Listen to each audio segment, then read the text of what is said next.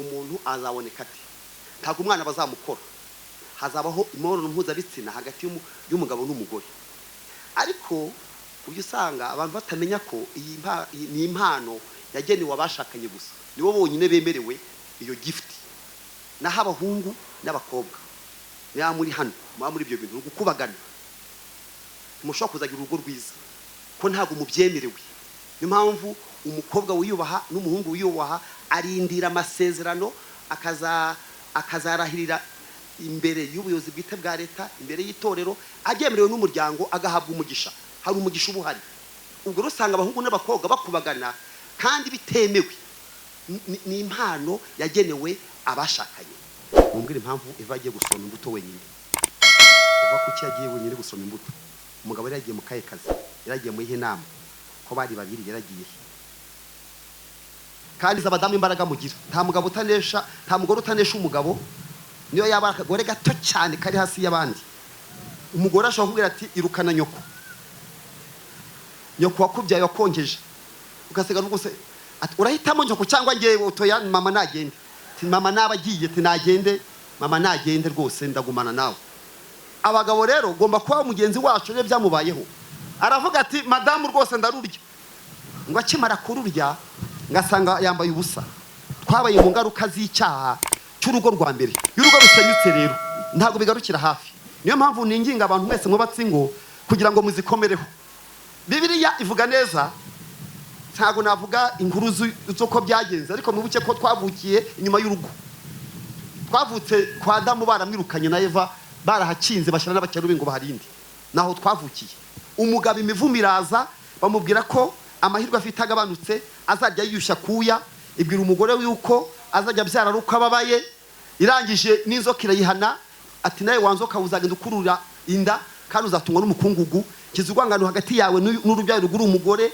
nakubona zakumena umutwe nawe uzamujya gatsintsino ibyo ni bihano bijyana n'urugo rwa mbere rwasenyutse avuye twakwibona dusubiye muri Adamu twajya muri Eva twajya muri Adamu tugasanga Adamu nawe yari mu bitekerezo by'Imana dufite inkomoko yacu rero Bibiliya rero ni igitabo cyiza kitubwira inkomoko y'isi n'ibiyirimo kikatubwira nuko dugomba kuyibamo ndetse n'iherezo ry'igisi n'abayirimo ariko reka turebe inkomoko y'umuryango n'inshingano Imana yatanze ize kuduha n'icyifuzo cyo gusengera kubera ko insanganyamatsiko ni nziza cyane ituma n'Imana ubwayo nkayo yatangije umuryango ibona ko hari abantu bari mu isi bashyigikiye icyifuzo yari ifite haranditse icyo cyaho cya mbere 26-28 wabita Bibiliya batayifite ndabasomera nta kibazo nitangije ndi kuvuga haranditse ngo Imana iravuga iti tureme umuntu agire ishusho yacu ase natwe batwera amafi yo mu nyanja n'inyoni n'ibisiga byo mu kirere n'amatungo yose n'isi yose n'igikururuka hasi cyose Imana irema umuntu ngo agire ishusho yayo afite ishusho y'Imana niko Imana yamuremye umugabo n'umugore niko yabaremye Imana ibaha umugisha Imana yababwira iti mwororoke mugwire mwuzure isi mwimenyereze ibiyirimo mutware amafi yo mu nyanja n'inyoni n'ibisiga byo mu kirere n'ibintu byose bifite ubugingo byigenza ku isi kadusoreze mu itangiriro 18 umurongo waho wa 19 uyu nundi nawe Imana ibwiye impamvu yamuremye kamuhamagara naho haravuga umuryango ni hafi aho ngaho mu itangiriro 18 umurongo wa 19 ni ijambo rikomeye Imana abwiye Aburahamu ivuga ku muryango haranditse ngo kuko icyatumye mumenya ariko kugira ngo umuntu udasanga ufite Bibiliya wenda ayumve aho bituruka reka mbere ku 18 haruguru gato kuko Aburahamu atazabura guhinduka ubwoko bukomeye bw'umunyamaboko kandi amahanga yose yo mu isi azaherwa umugisha muri we 19 rero kuko icyatumye mumenya ari ukugira ngo ategeke abana be nabo mu rugo rwe bazakurikiraho ukomeza mu nzira y'Uwiteka bagakora ibyo gukiranuka baca imanza zitabera kugira ngo Uwiteka azanire Aburahamu ibyo yamuvuzeho byose. Amen. Katuganire kuri aya magambo mu mwanya muto kugira ngo dukomeze n'izindi gahunda dufite. Abasoma Bibiliya duha amakuru yose dukeneye. Iyo usomye mu Itangiriro igice cyaho cya mbere atubwira uburyo Imana yaremye ijuru n'isi, ariko bitavuze ko hari n'abatabyemera bafite ibindi bemera cyangwa bafite ibindi basoma, ariko twebwe turi hano twemezanya na Bibiliya ko isi yaremwe n'Imana ikoresheje ubumana bwayo isibaho. Dusomye rero mu Itangiriro atwereka ko Imana yaremye isi mu gihe kingana n'iminsi 6. Nibi iminsi ivugwa hano ingana n'iminsi dufite cyangwa bibarwa kimwe, ako Bibiliya ivuga iminsi 6. Iminsi 6 iminsi 5 iminsi 5 kuva ku wa mbere kugeza ku wa 5 yari maze kurema ibintu byose mubona, kurema isi iyi ngiyi isi materiel tubona n'ibiyiriho n'imibumbe yigaragiye. Bibiliya katwereka ko ku munsi wa 6 Imana yaremye umuyobozi w'isi, yaremye umuyobozi. Iyo ndi kwigisha abubatsi ngo abajeni urubyiruko rugiye gushaka, njya nifashisha Bibiliya nkababwira ngo mbere y'uko Imana yubakira umuntu urugo rwa mbere Imana yubatse, hari ibyo yabanje kubaremera by'ibanze, maze kubirema ibahamagara yamaze kweza, yarababwira ati imimenyereze ihari ariko hari ibintu nakoze by'ibanze. Kabaza umusore nti wowe kugiye kubaka urugo nawe wa mukobwa mufite iki? Ko Imana yabanje kumara iminsi 6 iri kurema iby'urugo rwa mbere ruzatunga, uje kubaka urugo nkandi urugo ntiruzahagarara guteka kuva ku munsi wa mbere kugeza igihe azazira. Ntiwemerere kuvuga ngo ntimwatetse, nta byo kwihangana bihari, abakitsi bavyuka baza, urimo ubwira abantu ufite urugo nkandi ufite iki? Imana yarabanje irarema ndetse iraneza. Adamu yasanze ari gusarura gusa, aramubwira ati kurya ibyo birahari, ariko aramubwira ngo ni bizonyine ndemi, ibisigaye nawe uzirwarize. Iri mu muntu rero, iri mu mugabo n'umugore. Abantu bajya bibaza bakatekereza ko umugore yaremwe nyuma, niko Bibiliya avuga ati ko yakuye mu rubavu umugore, ariko Bibiliya tubwiye ngo niko yabaremye kimwe.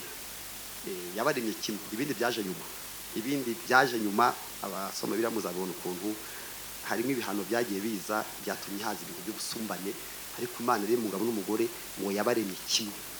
Hari ikintu nakunze muri iyi nkuru rero, cyo nakunze cya mbere, Imana kubera inshingano yagiye kuba inshingano, Imana yagiye gutanga inshingano 5.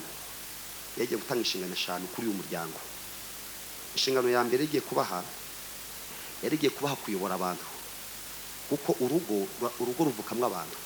Mwese uko muri hano mwavutse mu rugo, ukabona havutse umuntu wawe mutanaziranye. Kuko njya ndeba ukuntu abagore n'abagabo bajya kwa muganga kureba umwana wavutse mu mara nyuma y'ikenda mu nda, ukabona ari guhengeza batamatwi n'ise atamano ni nyina, ukabona umuntu wavutse wabo ntibamuzi. Urumva rero umuntu Imana yagiye gukonfiya, kugirira icyizere, ikamuha izo nshingano, yagomba kubanza kumuhugura, akamuha amahugurwa akomeye. Yanifuza ko hazabaho amashuri yigisha iby'ingo, cyangwa se mufashangisho tugira ku mashuri, akamu porogaramu ivuga umuryango, kuko ubona umuryango ni ishingiro ry'igihugu, ni ishingiro ry'itorero, twese niho dukomoka. Niyo mpamvu iki gikorwa cyabaye uyu munsi hano iwacu Inyabisindu mu itora DPR ni igikorwa cy'ijuru, ntago ari igikorwa cy'abantu, kuko iyi projet ni y'Imana. Twe tuje gushaka gushyigikira umushinga w'Imana watangiriye muri Edeni, kandi Imana ikomeje gushyigikira. Imuhara inshingano 5. Inshingano ya mbere yamubwiye ngo uzaba mutegeki, yamuhaye gutegeka, yamuhaye autorité, mu butware, gutegeka bazakomoka mu rugo rwe. Kuko twasomye hariya mu Itangiriro 18:19 Imana yabwiye Aburahamu icyatumye nkumenya. Abantu mwese muri aha buri cyatumye Imana bamenya. Gahunda nta yindi, no kugira ngo utegeke aho mu rugo rwawe bazashyire mu bikorwa umugambi w'Imana. niki cyatumye Imana ihamagara Aburahamu, icyatumye Imana imenya, cyatumye urugo rubaho rwawe no kugira ngo abazakomoka iwawe wige kubategeka bagendere mu mugambi w'Imana, basohoze iby'Imana bashakaho. Harimo inshingano rero y'ubuyobozi. Imana ihaye uyu umugabo n'umugore ubuyobozi. Icya kabiri yari bahaye n'ubukungu. Urumva bari babiri, ibaha imigezi, ibaha amashyamba yarimo, ibaha zahabu zo munsi y'ubutaka, ibaha ibigaragara n'amaso n'ibyo bashakisha. Uyu muntu rero ugiye guhabwa ibi bintu, muzari umuntu w'umukire utagira discipline, umuntu w'umukire gusa ufite amafaranga. Urukunda amafaranga muhitana. Yuhawe ibintu utagira uburere birakwica. Ibyo bikwica ubwabyo. Niyo mpamvu Imana yavuze ati ndabanza muhugure ujye gutunga izahabu yose n'imigezi muzengurutse n'amatungo n'ibyo mu kirere, ndabanza muhe inyigisho zihagije kugira ngo ataza kwishwa n'ubukungu hawe. Icya gatatu Imana yari muhaye icyo nshaka gusaba abantu bose bari hano bakwiye kumenya, yari muhaye kororoka. Imana yo yararemye aba babiri, avuga ati ibindi bisigaye ukundi kuntu abantu bazabaho, indi nzira yo kubaho kw'abantu izakomoka mu muryango. Mwibaze rero uyu umuntu azaboneka ati, ntabwo umwana bazamukora, hazabaho imibonano mpuzabitsina hagati y'umugabo n'umugore. Ariko ujya usanga abantu batamenya ko iyi ni impano yagenewe abashakanye gusa, nibo bonyine bemerewe iyo gift, naho abahungu n'abakobwa niba muri hano muri ibyo bintu gukubagana mushobora kuzagira urugo rwiza ko ntabwo mubyemerewe. Niyo mpamvu umukobwa wiyubaha n'umuhungu wiyubaha arindira amasezerano, akazarahirira imbere y'ubuyobozi bwite bwa leta, imbere y'itorero, agemerewe n'umuryango, agahabwa umugisha. Hari umugisha ubuhari. Ubwo rusanga abahungu n'abakobwa bakubagana kandi bitemewe. Ni impano yagenewe abashakanye. Kubera iki? Nuko irimo no kororoka. Niyo mpamvu igomba kuba ari impano yubashywe. Paulo yandikiye Abakorinto arababwira ngo gushakana, ngo kurongorana kw'abashakanye kubahwe na bose. Ni ukubera ko ari ibintu bivamo n'abantu. Niyo mpamvu nta muntu ukwiye gukinisha umubiri w'undi muntu, akwiye kurindira isezerano. Ubwo icya mbere ni ukuyobora, icya kabiri ni ukuyobora ibintu ibiri ku isi, icya gatatu ni ukororoka, icya kane yari bahaye gusabana nayo, gusabana hagati mu muryango no gusabana nayo. Imana ikunda kuba mu muryango, ni Imana y'umuryango. Niyo mpamvu muzabona abantu benshi bari muri Bibiliya afite amazina akomeye. Iyo Imana ibona uzabyara umuntu ukomeye, nawe kubwira uko witwara. Umuntu ushaka kuzabyara abantu badasanzwe agomba kuba udasanzwe nawe. Uzabaze Yohana Mubatiza, Imana yari ikeneye umuntu ukwiye kuzana ububyutse mu Isiraheli. Ijya gutegura nyina na se, iramubwira ngo hari umuntu nkeneye, natekereje sanga umuryango nizeye yari uwawe, none kubera izo mpamvu sinzumva inzoga muri urugo, sinzayumve mu mudamu wowe Elizabeth, sinzumve wanyweye inzoga. Nawe muzehe Zakariya, menya ko azavuka umuntu ukomeye. Imana ibaha discipline y'ibyo kurya, yuko bazitwara, ibabwira n'impamvu n'amasezerano y'umwana uzavuka. Imiryango yitwara neza rero ivukamo abantu badasanzwe. Niyo mpamvu Imana yubaha umuryango kuko izi kizavamo. Inshingano ya mbere rero yari iyo ngiyo yo kuyobora abantu, ya kabiri kuyobora ibintu, ya gatatu kororoka, ya kane gusabana n'Imana. Ariko ngeze gukororoka, iyo bavuze ngo mwororoke mwuzure isi, no kuvuga ko ntago Imana ari ikeneye abantu bapfa. Buriya nta muntu ukwiye kuvuka ngapfa. Niyo mpamvu habaho gahunda zitandukanye zo kurinda ko umwana yavuka agapfa. Kubera ko iyo bavuze ngo ni inka y'icyororo, no kuvuga ngo ni inka ibyara ikororoka. Iyo bavuze ngo naguze insina, mfite insina urutoke rwiza, ntago ari rwa rutoke umuntu aba afite ruvamo ibitoki 10 cyangwa 20 gikorwa n'umuntu umwe. Ni igitoki kimwe kivamo ibiro 500. Nicyo baba bavuze kororoka. Ni umuntu umwe uvamwo abandi benshi. Niyo mpamvu uzasanga muri Bibiliya ubona ko abantu babaga bavutse mu buryo nk'ubwo mvuze, babaga bafite ubudahangarwa n'uburinzi, kuko yabaga arunzemo amasezerano. Imana imaze kubona ko uyu muntu ragiye kuba gutyo, ibanza gukora ikintu kimwe nakunze cyane cyo kumurema mu ishusho yayo. Yaravuze ngo tureme umuntu mu ishusho yacu. bira gifaransa ravuga ngo faisons l'homme à notre image, tumureme mu ishusho yacu. Cyangwa bakavuga ngo ni likeness, ni ukuvuga ngo ase natwe. Noneho rero abantu baremwe basa n'Imana gute? Basa n'Imana gute? Impamvu Imana yanze ko yashimye ko ibyo ari byo bibanza. Abantu mwese mwicaye hano, hari ibintu Imana yabanje gukorera uyu muntu. Yaramubwiye atumva rero, inshingano njyewe guha zirakomeye. Uzi ko isi yose iriho abantu babiri, none abazawukomokaho bagomba kuzayuzura. Uruzi ko hari n'ubukungu bukomeye ugiye kuyobora. Iramubwira ngo uzanimenyereza no kurema. Murakoze cyane. Harimo n'icyo kurema, harimo kuyobora abantu, kuyobora ibintu, kororoka, gusabana n'Imana no gukomeza kurema. Bibutse ko nta kindi Imana yongeye kurema, yararangije, ibisigaye byose yabihaye umuntu. Uyu muntu rero akeneye discipline.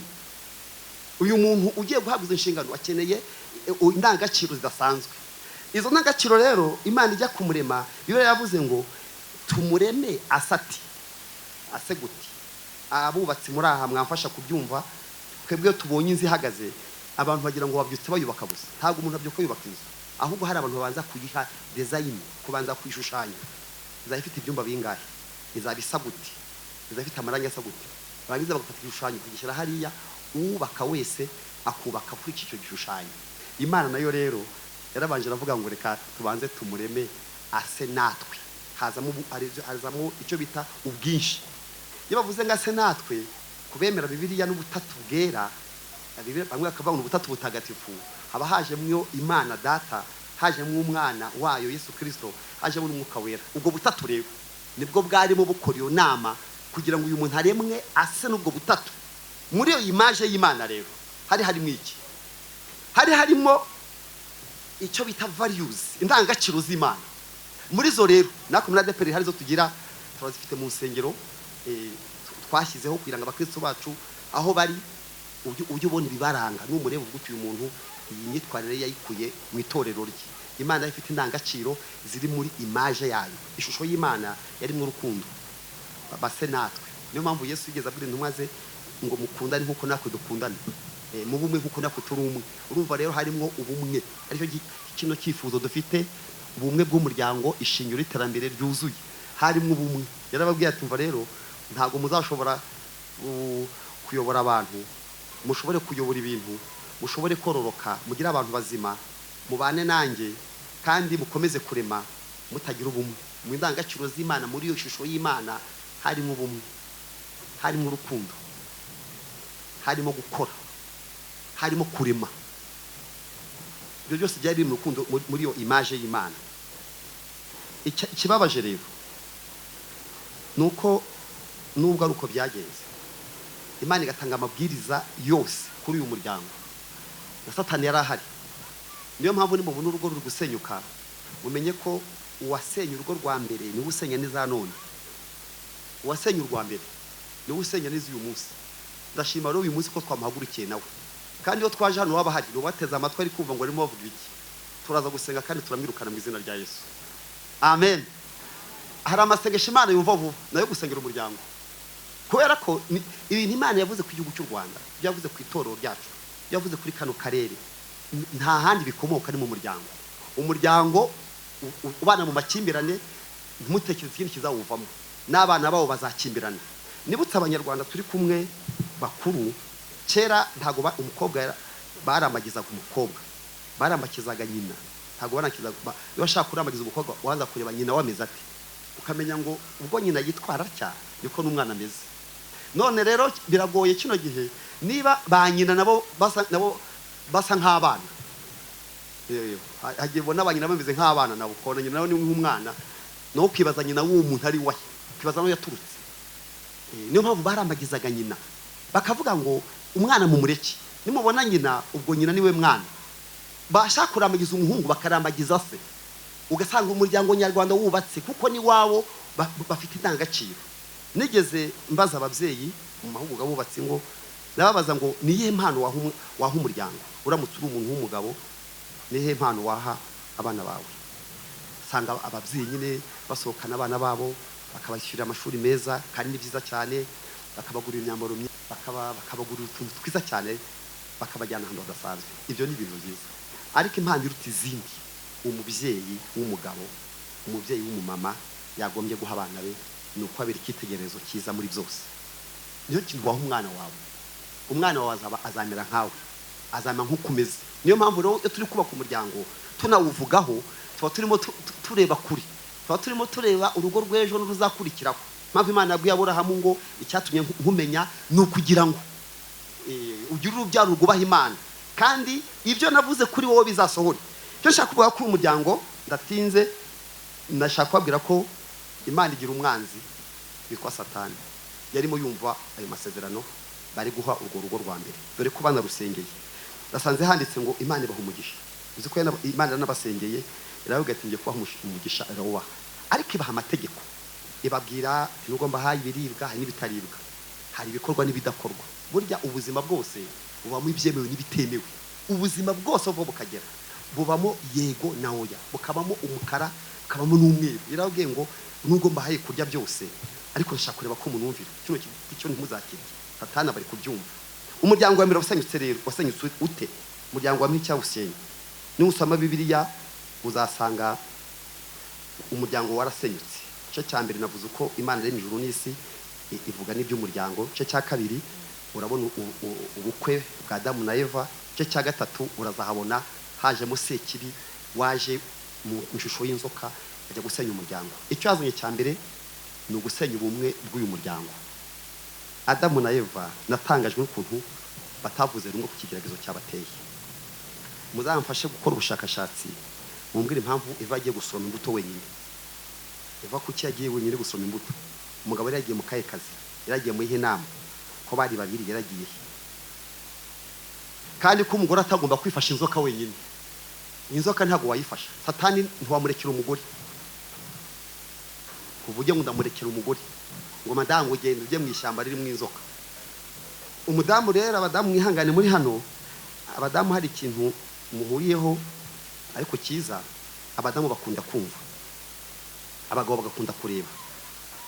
Mpamvu abagore bagenda bambaye ubusa mu nzira, baba bazi ko intege nke z'abagabo ziba ku maso yabo, no bakavanamo imyenda bakagenderaho. Abagabo mwagiye mureba hejuru, byabatwaye iki? Ko bataguruka abagore mujye mugenda mureba hejuru, ntacyo bizabatwara, kuko bamenye ko ikibazo cy'abagabo kiba ku maso. Kandi hari umugabo w'intwari witwa Dawidi, muramuzi, nta kindi yazize, yarebye hasi abona umugore uri koga. Ko ntabwo umugore yagiye mu kirere hasi umugore uri koga atanaze no kwandi, ntamenye ari nuwahe. Ajya kubaririza nyuma ati bonye umugore wambaye ubusa umumbarize. Tekereza ntaza ari no kwande.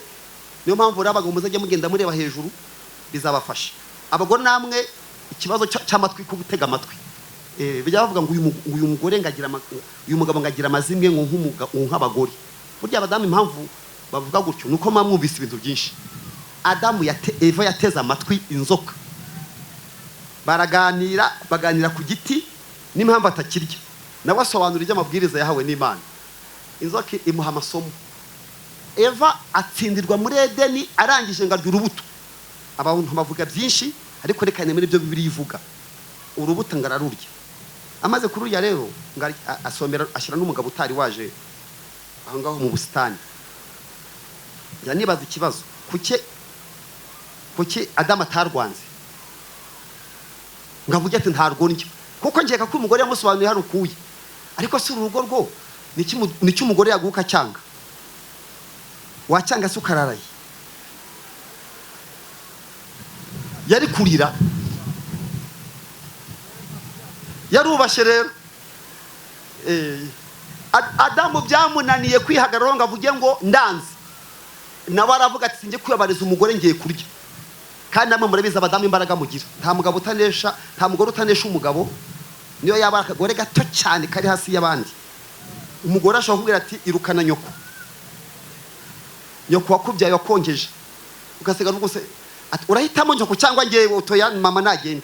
Ati mama nabagiye ati nagende, mama nagende rwose ndagumana nawe. Abagabo rero ugomba kuba umugenzi wacu rero byamubayeho.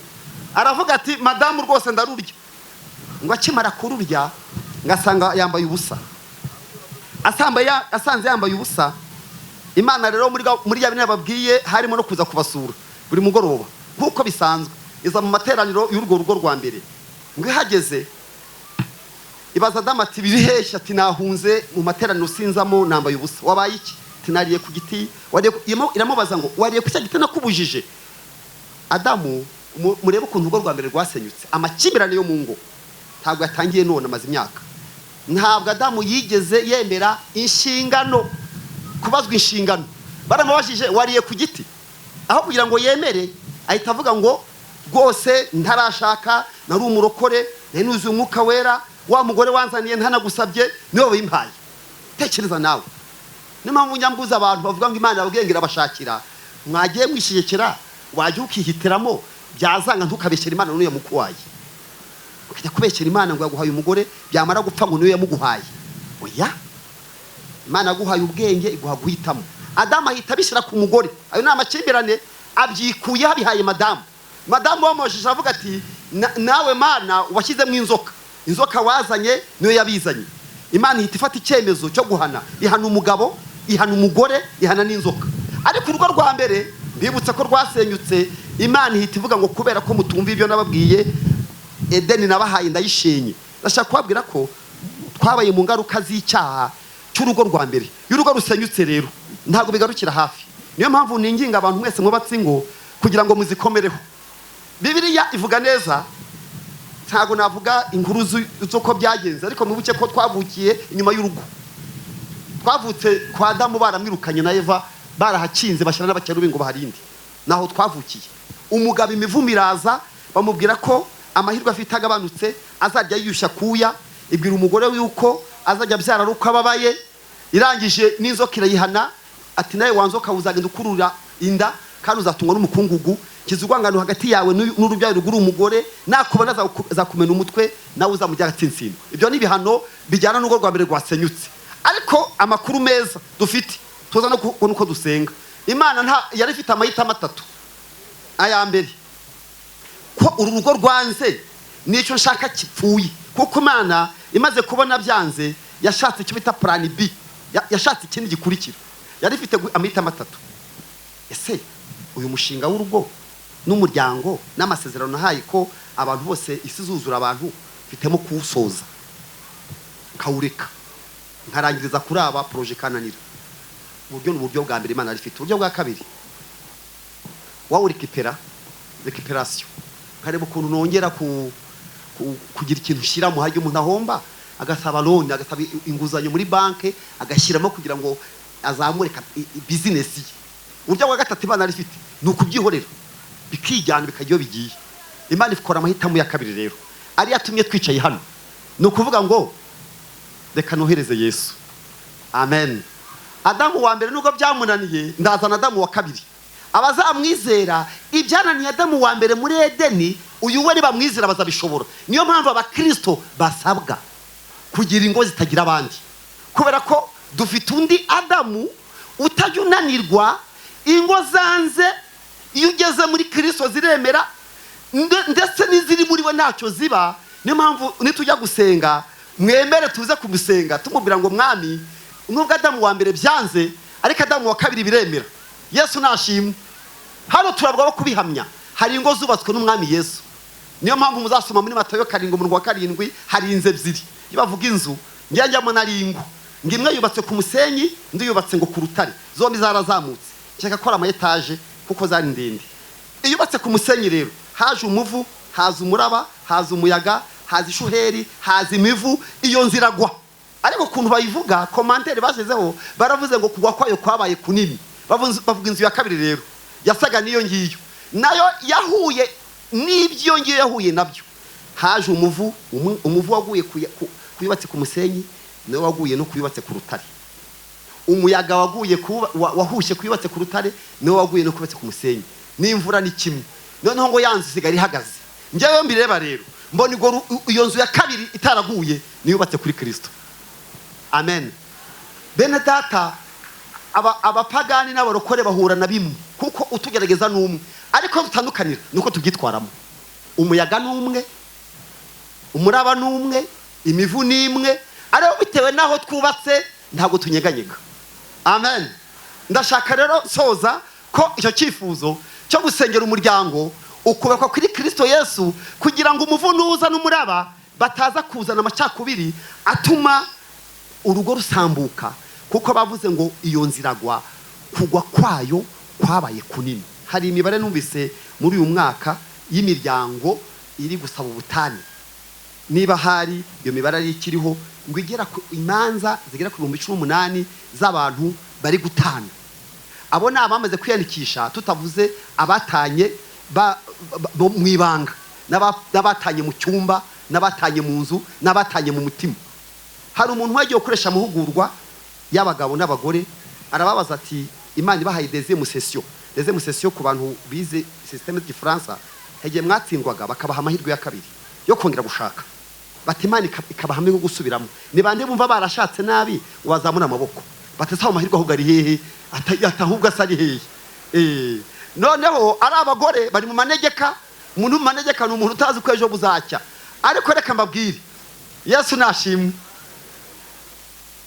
Ushatse ibisenya urugo wabibona. Unushaka impamvu zo gusenya urugo rwawe zirahari. Ugiye kwandika kareba ku mugore wawe ibintu bituma mutabana, urebe itonde cyo biboneye nibyo ubona ku mugabo wawe. Ariko mba nkubwiye kubaka na mahitamo, bigira amahitamo. Uvuga uti nanjye sindi marayika, n'uyu sindi marayika, reka tubane kugira ngo muri twebwe hazavemwo umuryango wubaha Imana. Ndashaka kuvuga roko urwo rugo rwaguye rwubatse ku musenyi, kugwa kwarwo kwabaye kunini. Iyo umuntu yamaze kubaka urugo, ndasoje imitangiye bambaye irarangiye, iyo yubatse urugo akaba ari umugabo, tuba twarabutashye ubwo bukwe bwiwe dufite n'amafoto, twaranariye, twaragiye gusaba, tugakoma amashyi, tukajya gukwa, hakabuzwa impundu n'amazina y'inka n'urugori duhari, tukajya kwa padiri bakamushyiraho ibiganza cyangwa kwa pasiteri, tukajya gufata idarapo ry'igihugu, noneho tukuzi kuri papa na mama. Burya rero ufite n'abandi bakureberaho bari hafi yawe bazubaka, aho wabereye marene na pare. Iyo urusenyutse ntago hagurwawe rwonyine, ugwa no kuzindi. Nta rugo rusenyuka rwonyine. Burya iyo ukomeye hari abandi bakomera, ariko iyo usenyutse ugwa kuzindi ngo. Munyemerere dusoreze hano, twinginge yakwaha umushumba mukuru adufashe dusengere ingo, dusengere umuryango. Duhagurutse munyemerere tubikore, kandi mwibuke ko Imana duteze amatwi. Haguruka unyemerere dusengere urugo rwawe, urugo rw'umuturanyi, urugo ruzavuka ejo n'ingo zihari. Imana iri kumwe natwe. Karibu nyakwa mushumba, dusengere kino cyifuzo cyiza ubumwe bw'umuryango, ariyo soko y'iterambere ryuzuye. Murakoze. Ka dusenge Imana. Mana yacu nziza, tukagushimiye uyu mwanya waduhaye twese, ari abari hano, ari n'abandi bari kutwumva bari hirya no hino, bamaze kumva umuhamagaro wahamagaye umuryango, umugambo ufite kuva wawurema. Kandi twahawe Kristo kugira ngo atubashishe kubaka. Iyo twubatse kuri wowe, nubwo haza ibibazo, nubwo haza ingorane, nubwo haza ibibazo bitari bimwe, tubasha kubitsinda, tubasha kugira ubumwe, kandi ubumwe bwacu bukagera no kubazadukomokaho. Tuzi ibibazo bitandukanye biri mu muryango, ingo ziri gusenyuka, ingo ziri mu makimbirane, abana bataye imiryango kubera ibibazo birimo, bajya ku muhanda, abandi biyahuza ibiyobyabwenge. Ibyo byose inkomoko ni icyaha, ni umubi, ni Satani. Ariko twongeye kuza imbere yawe, kuko muri wowe harimo imbaraga zikiza rwose. Twongeye gusengera ingo, twongeye gusengera umuryango. Ingo zifite ibibazo nuzihe guhuza, nuzihe kuba umwe, abagabo n'abagore nubahe kureba kimwe, nubahe kugira icyerekezo kimwe, kandi nubahe kuzirikana ko gusenya bitava kuri wowe, biva ku mubi. Dusabye izo mbaraga rero, dusabye urukundo mu miryango, dusabye ubufatanye, dusabye gushyigikirana kw'abashakanye. Dusengeye abubatse ingo bari hano, ubaha umugisha, ubaha amahoro, ubashoboze kujya mu cyerekezo cyawe. Kandi niba hari ingo zari zatangiye kugira ibibazo, uyu mwanya buri wese niyumva ijwi rimuhamagara. Niko tubasengeye, niko tubasabiye, niko dutegeka buri wese uri hano mu izina rya Kristo Yesu amenye ko icyo Imana imuhamagariye ari ukubaka urugo rwiza, kugira ngo bizabe azadukomokaho. Ibyo tubisabye mu izina ry'Imana Data n'Umwana n'Umwuka Wera. Amen, amen. Dukomere Yesu amashyi tumushimire, kandi tunashimira pastor umaze kutugezaho ubutumwa bwiza.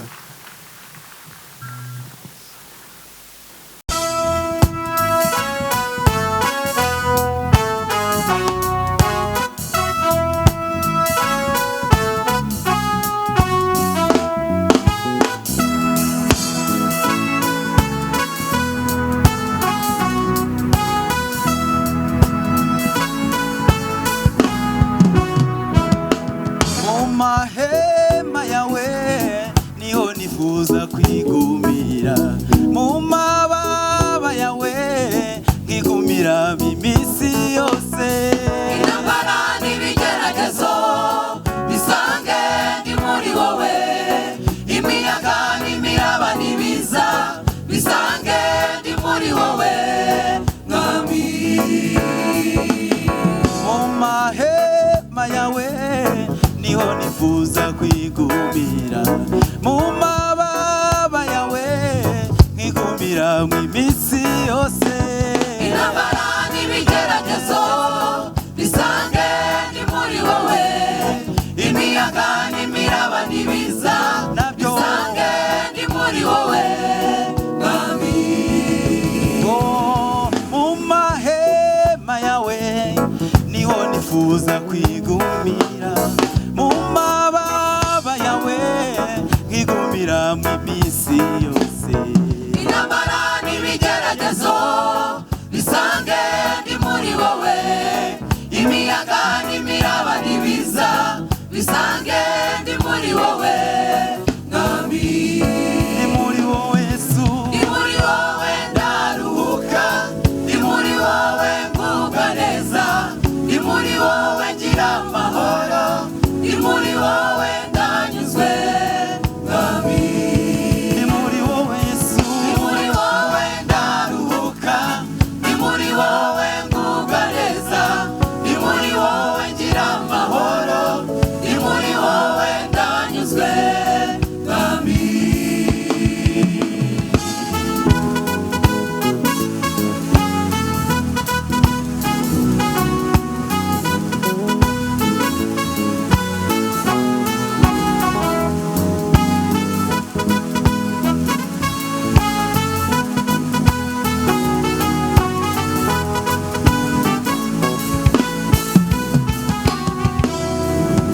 Narishimye cyane nkigera mu nzu yawe, kuko byandutiye imyaka myinshi ndahandi.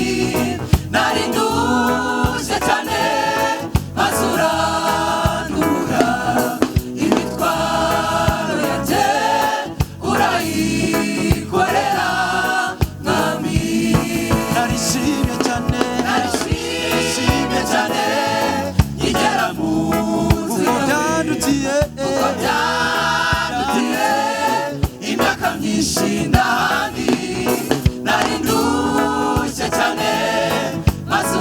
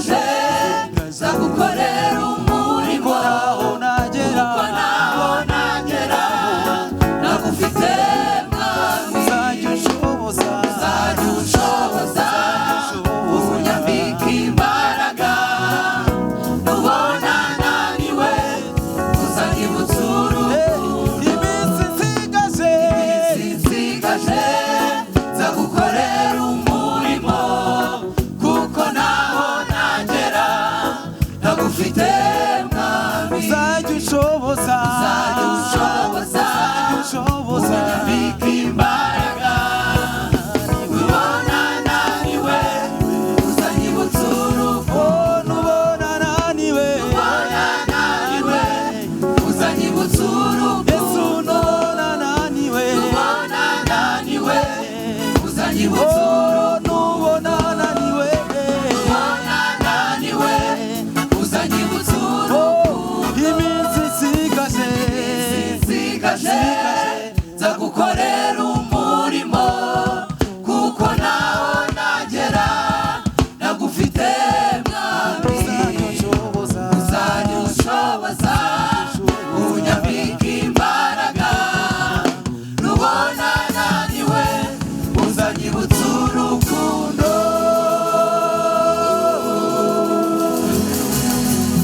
amen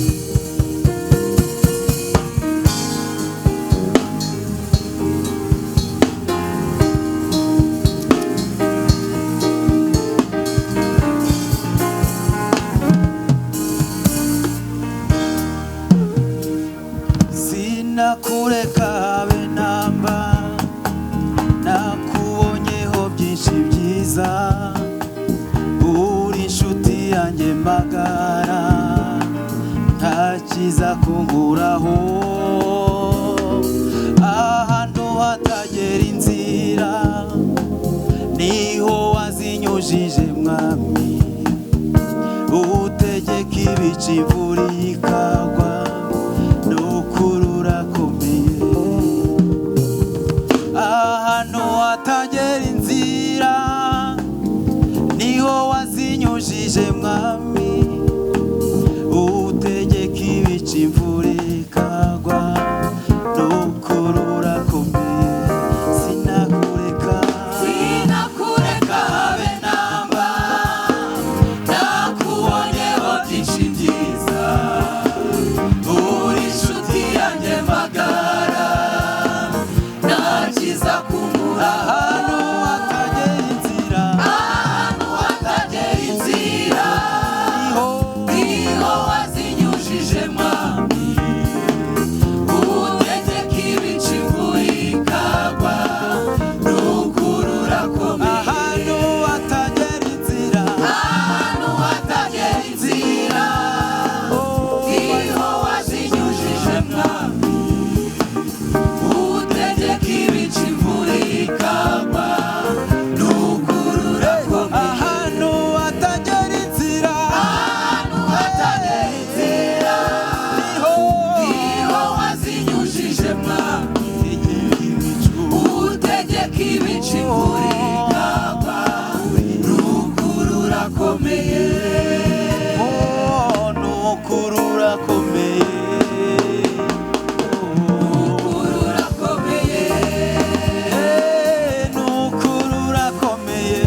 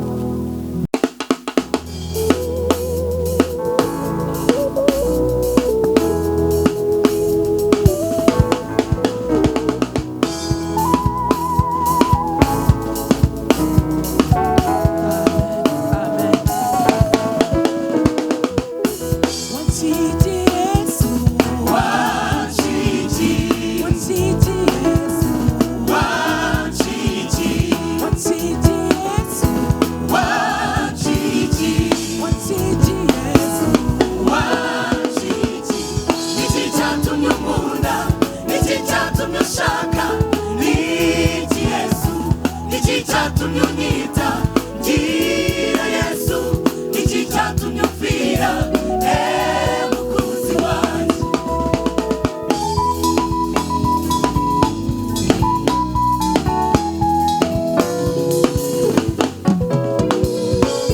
Nkiri umwana mutoya warandeze ndakura, aho mariye gukura ndidukikirara. Mwami ntabwo wandetse, wabaye hafi yanjye undindisha ububane, surandagira ndakura. navuga ikize mwami, nakora ikize Yesu, icyo warugambiriyeho warashyize uragisohoza. wishimiraga yuko zibera mu nzu yawe, none ubu dore ndahari, ndaririmba ishimwe ryawe. Wanchiti Yesu, Wanchiti, wanchiti Yesu, wanchiti, wanchiti Yesu, wanchiti. Niki cyatumye unkunda, niki cyatumye ushaka, niki Yesu, niki cyatumye unyita ngira Yesu, niki cyatumye upfira mukunzi wanjye.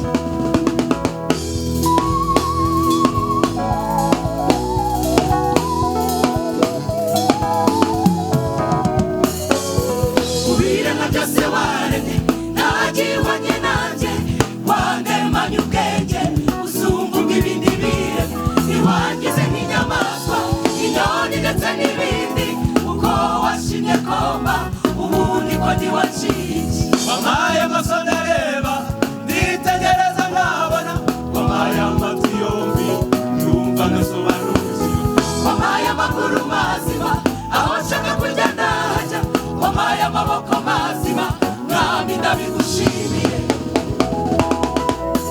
wanchiti Yesu, Wanchiti, wanchiti Yesu, wanchiti, wanchiti Yesu, wanchiti, wanchiti Yesu, wanchiti. Niki cyatumye unkunda, niki cyatumye ushaka, niki Yesu, niki cyatumye unyita ngira Yesu, niki cyatumye upfira mukunzi wanjye.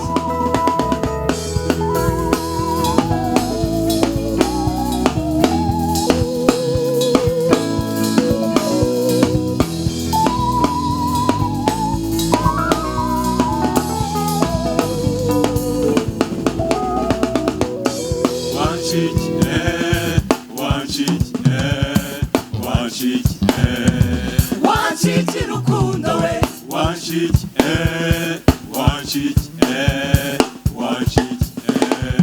wanchiti mukunzi wanjye. Iyo nibutse umusaraba, mwami ndagushima. Iyo nibutse imibabaro yawe bintera kugushima. Nibutse ko wapfiriye, mwami ndagushima. Nibutse ko wazutse, bintera kuguhimbaza. wanchiti Yesu, Wanchiti, wanchiti Yesu, wanchiti, wanchiti Yesu, wanchiti, wanchiti Yesu, wanchiti. Niki cyatumye unkunda, niki cyatumye ushaka, niki Yesu, niki cyatumye unyita